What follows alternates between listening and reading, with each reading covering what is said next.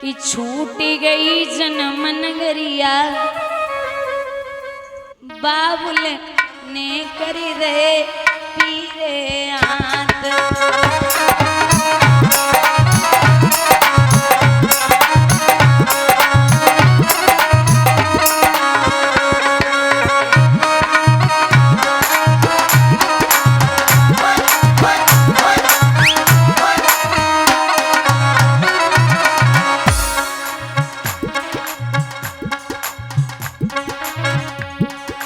छूट गई मैया और बबुला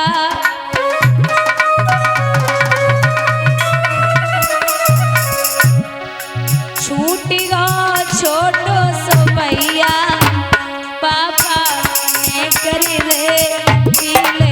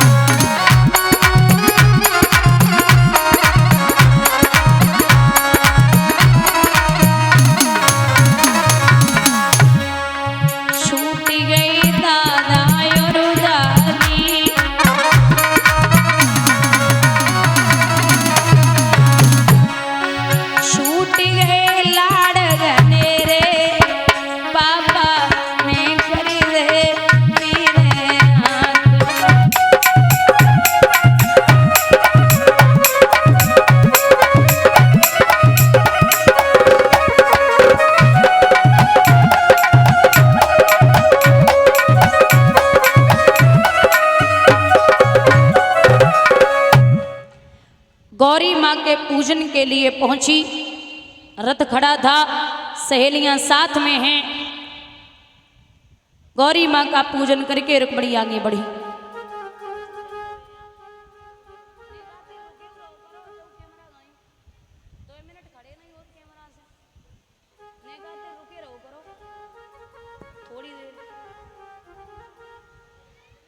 भैया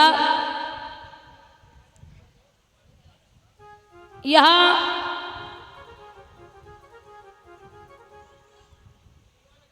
जवाब दियो। जिस हाथ में कंकन बंधा था उसी हाथ को रुक्मणी ने ऊपर उठा दिया। भगवान ने इशारा दे के बुलायो तो रुक्मणी भगवान से बोली है, तनिक बंसी दिखाओ। कृष्णा तनिक मुरली दिखाओ। भगवान बोले बंसी नहीं दिखाऊंगा। क्यों? अरे वो बावरी कुबेर के घड़ा में एक पेड़ जमो, मैंने मुरली के नाम कटाई धरो है। शेष ने काटी, महेश ने पेड़ी, ब्रह्मा ने सनकादि करी है, विष्णु जी ने छेद करे और नारद जी ने देख धरी है। सो मांग रही हमसे मेरे अरवन खरवन की बसुरी है। मौत महंगी है। रुक्मणी बोली हाथ आगे बढ़ाओ। हाँ हाथ आगे बढ़ायो। महाराज रुक्मणी ने कलाई पकड़ी, रथ पे चढ़ी। सहेलियों ने जाकर के रुक्म से कहा कि बहन तो गई। शिषपाल को इशारा दिया, एक तरफ शिषपाल और एक तरफ रुक्म है। बलदाऊ ने विचार किया कि गए तो बहुत देर पहले से थे, लेकिन लौट के अभी तक नहीं आए। कहाँ ये हल और मूसल उठाए के पहुंचे तो रुक्मणी को रथ में बैठो देखो, जवाब दो कि लड़की कौन है। भगवान बोले कि हमको जबरदस्ती लेके थोड़ी आए, ये तो अपने मन से ही आई है। जब ये ज्यादा रोई तो हमने कही चलो काय को परेशान हो, तो बैठ गई रथ में। अच्छा बलदाऊ बोले तुम लेके ना आए हो? बोले बिल्कुल नहीं, सामने बैठी पूछ लो। रुक्मणी से धीरे से बलदाऊ भैया ने पूछी, देवी जी मन से ही आई हो? बोले हाँ जेठ जी मन से ही आए। बोले तो जे धान हमारे मूसल के लिए बहुत कम है। एक तरफ फौज रुकुम की और एक तरफ शिषपाल की। दादा ये शिशुपाल कह के आए थे कि अगर मैं रुक्मणी को न ला पाया तो दोबारा चंदेरी में मुंह नहीं दिखाऊंगा। इसने एक नगर बसाया था लौट करके जिसका नाम था भोजकट, जो अब भरथना के नाम से विख्यात है। बोलिए गोविंद भगवान की। अब रुकुम की बारी आई तो रुकुम ने आगे बढ़ करके जवाब दिया, हे कृष्ण, अभी तक तो माखन चुराते रहे, अब लड़कियों को चुराने का नंबर लगा दिया, खड़ा हो। जब ये कहा कि खड़ा हो, बलदाऊ बोले अब ये कौन है? रुक्मणी बोली हमारे भाई हैं। भगवान बोले इसका क्या करें? बलदाऊ बोले मार दो। जैसे ही कहा कि मार दो, सो झपट के रुक्मणी ने भगवान के पांव पकड़े, कन्हैया क्या कर रहे?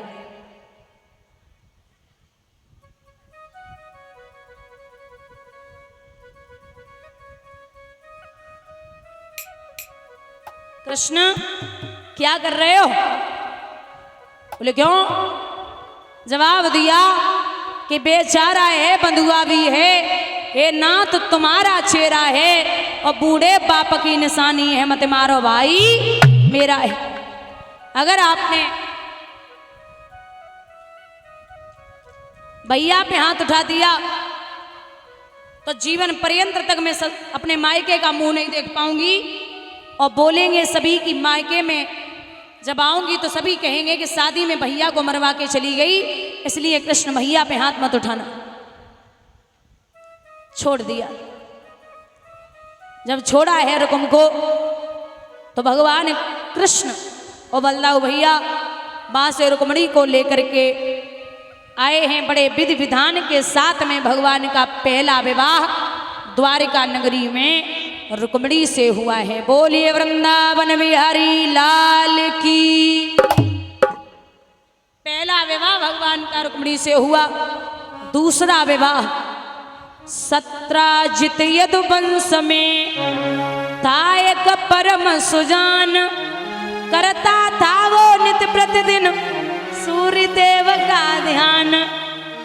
एक सत्राजित नाम का यदुवंशी जो सूर्य देव का ध्यान करके जिसने सुंदर सी मणि को पाया था और जो रोज 8 बार सोना देती थी।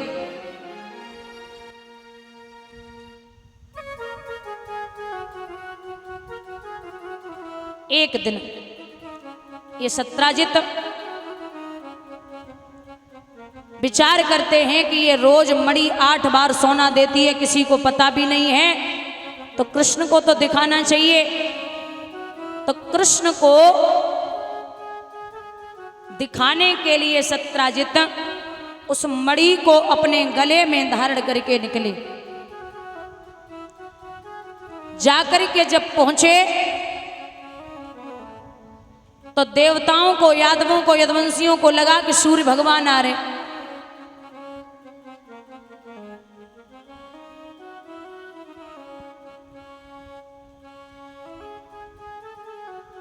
यादवों को लगा कि सूर्य भगवान आ रहे। एक बोले चंद्रमा आ रहे, एक यादव कहने लगा हमें लगता है कोई चमकदार मणि आ रही है। आपस में बातें कर रहे, तब तक वो सत्राजित इतनी चमकदार मणि को पहन करके और सभा में प्रवेश कर गया। जैसे ही सभा में प्रवेश किया तो भगवान ने उस मणि को देख के जरा सा मुस्कुरा दिया। जैसे ही गोविंद मुस्कुराए तो भगवान की मुस्कुराहट ने उस मणि को जुगनू बना दिया, उस मणि को जुगनू बना दिया। अब यादव आपस में बोले भैया जी मणि जगह गले में अच्छी नहीं लग रही। दूसरों बोलो अगर भगवान को मिल जाए तो बहुत अच्छा होगा। तीसरा यादव कहने लगा भैया मोर नाचो, कहाँ नाचो? जंगल में काऊ ने ना देखो, अपनी छत पे नाचो, सबने देखो। अगर ये मणि भगवान को मिल जाए तो बहुत अच्छा होगा। जब यादवों ने ये कहा तो भगवान धीरे उतय से जब आए थे ना तो बड़ो समय लगो, लेकिन जैसे ही कृष्ण ने ब्राह्मण को रथ में बिठायो द्वारिका में चले तब तक तो धीरे धीरे जैसे ही माताओं द्वारिका से बाहर रथ निकलो, अब ब्राह्मण मन ही मन में सोच रहे कि आकाश में रथ उड़े रहो कृष्ण को, ऊपर से अगर नीचे गिर पड़े तो हड्डी को सुरमा बन जावेगो। आज अगर हीरे के फंदा से निकल गए तो जिंदगी में परिवे वाले नहीं।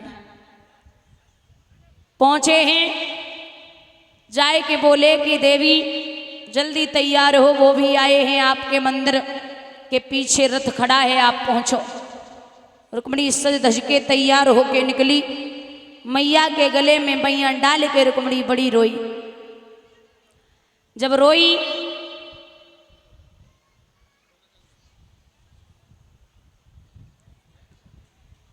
तो मैया बोली आज बराती आई कल विदा होवेगी। बिटिया काय को रोई रही?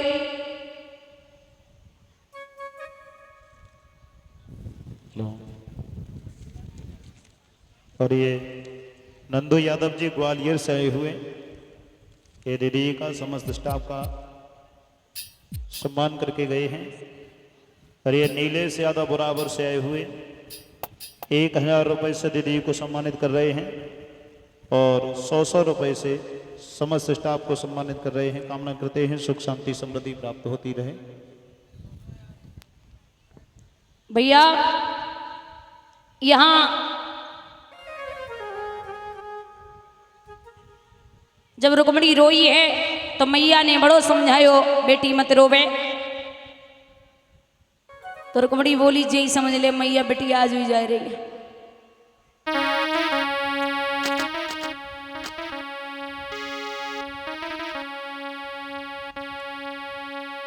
एक विद्वान लिखते हैं